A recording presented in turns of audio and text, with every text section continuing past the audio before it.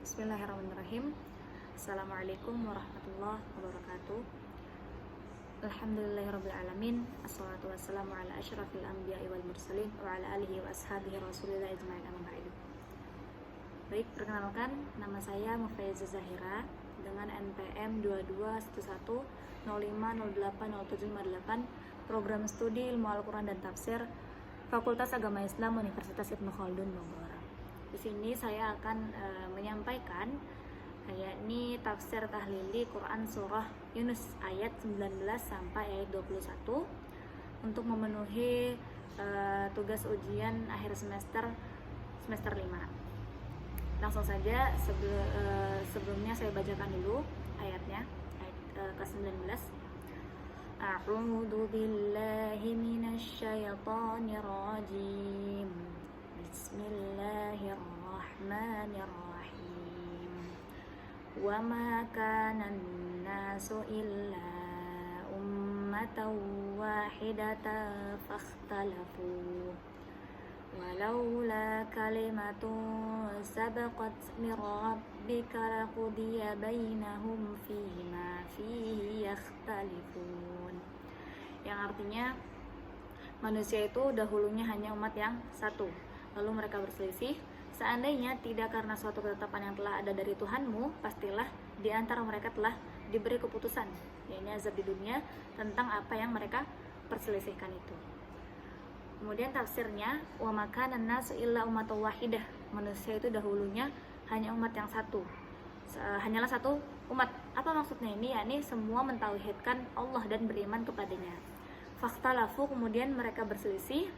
Berselisih di sini ialah mereka menjadi kafir dan sebagiannya beriman, sehingga mereka saling berselisih. Walaula kalimatun sabaqat min rabbik. Kalau tidaklah karena suatu ketetapan yang telah ada dari Tuhanmu dahulu, yakni bahwa Allah itu tidak memberi keputusan dalam perselisihan mereka kecuali di hari kiamat. Laqudiya bainahum, pastilah mereka telah diberikan keputusan di antara mereka. Di mana? Di dunia. Fima fihi yakhtalifun, tentang apa yang mereka perselisihkan itu. Akan tetapi Allah tidak melakukan hal tersebut karena telah ada ketetapan yang tidak berubah. Pendapat lain mengatakan bahwa Allah tidak menghukum seseorang kecuali dengan alasan atau hujjah, yaitu dengan mengutus para rasul, sebagaimana firman Allah, dan kami tidak akan mengazab sebelum kami mengutus seorang rasul. Selanjutnya di ayat yang ke-20, wa yaquluna laula unzila alaihi ayatun mir rabbih faqul innamal ghaibu lillahi fantadhiru inni ma'akum minal muntadhirin.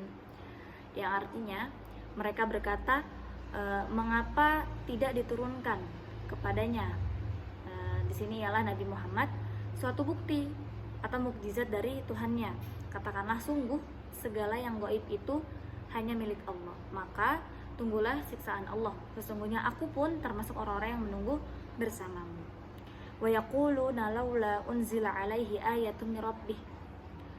Dan mereka berkata, mengapa tidak diturunkan kepada Muhammad suatu keterangan mukjizat dari Tuhannya. Di sini menurut tafsir ini adalah mereka di sini penduduk Mekah.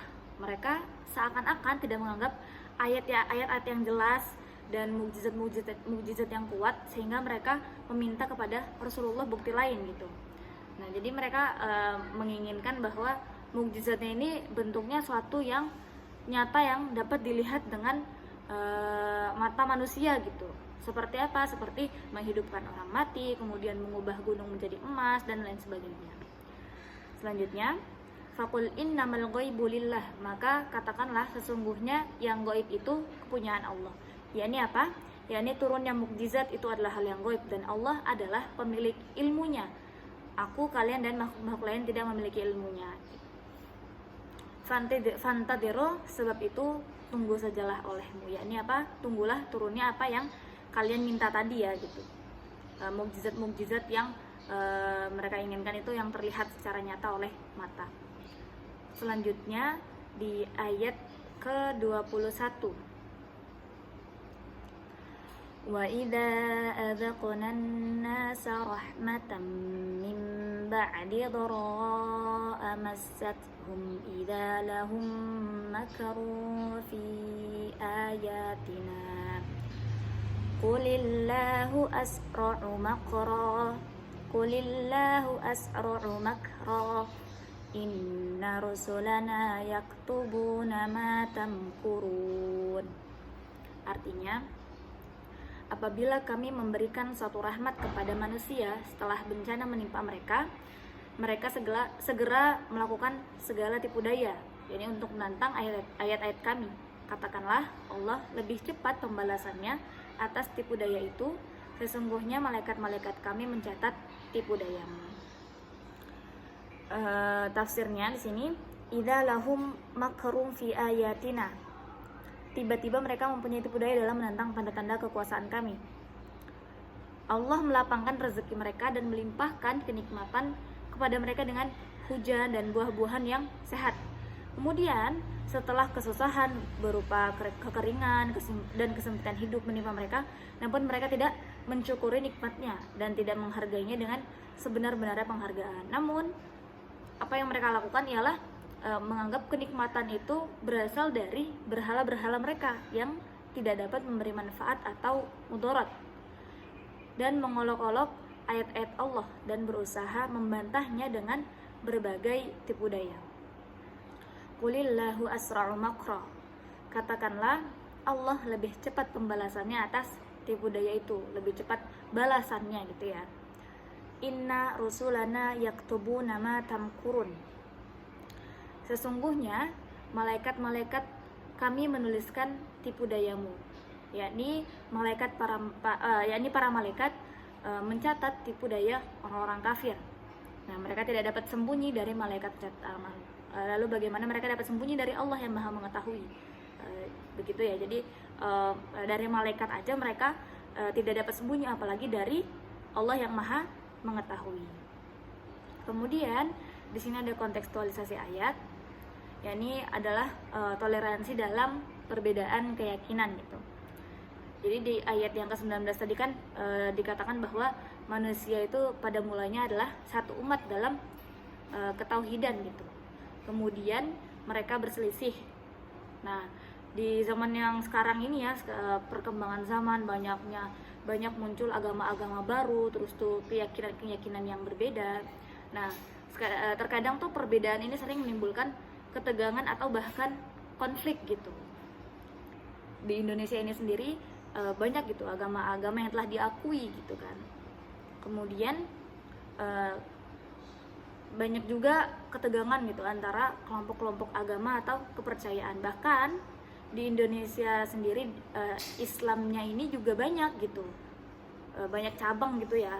Kemudian namun ayat ini mengajarkan pentingnya dialog antar agama, toleransi dan saling menghormati untuk membangun perdamaian. Kemudian apa faedah yang dapat kita ambil dari Quran Surah Yunus ayat 19 sampai 21 ini ya. Yang pertama ialah tentang kebenaran tentang kepercayaan pada Tuhan gitu, pada Allah gitu. Yang tadi sudah dijelaskan ya, bahwa manusia itu pada awalnya adalah umat yang satu, kemudian terpecah karena perbedaan pendapat dan keinginan mereka sendiri gitu. Jadi memang di sini adalah ayat di sini menjelaskan tentang pentingnya menjaga persatuan umat manusia dalam tauhid dan keimanan kepada Allah. Kemudian perselisihan terjadi karena hawa nafsu dan ketidakadilan dalam mengambil keputusan. Yang kedua, yakni adalah peran Rasul dalam memberi petunjuk. Di sini ayat yang ke-19 juga menegaskan bahwa Allah itu mengutus para rasul untuk memberi petunjuk kepada umat manusia. Nah, hal ini mengajarkan kita bahwa Rasul ini merupakan salah satu bentuk media yang Allah pilih untuk memberikan wahyu dan petunjuk hidup yang benar. Oleh karena itu, penting bagi umat untuk mengikuti ajaran para rasul sebagai petunjuk hidup yang benar dan sesuai dengan kehendak Allah. Selanjutnya yang ketiga, yakni akhirnya keadilan dan pembalasan akan tiba.